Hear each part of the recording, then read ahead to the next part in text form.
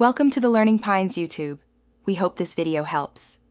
You start by confirming who will manage the licenses, your personal Microsoft account or an Azure AD admin for organizations. Once done, pick the exact plan you need, personal, family, business, or enterprise, because each defines features and device limits. Next, prepare payment, a purchase key, or volume license files. Make sure you have billing info and tenant details available.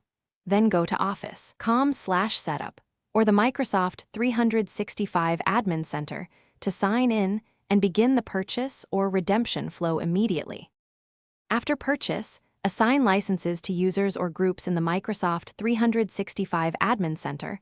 Assigning early prevents access delays. Then decide install method.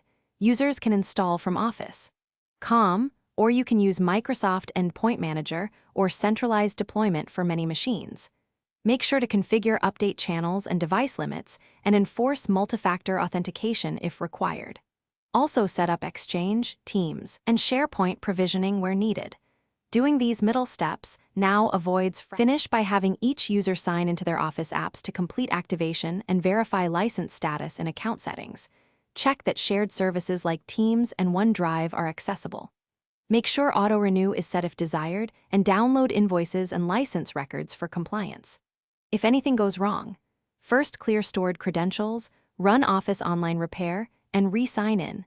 If the issue persists, verify tenant assignments and contact Microsoft support. That single troubleshooting step resolves most activation problems quickly. Thanks for watching. Consider subscribing if we helped you.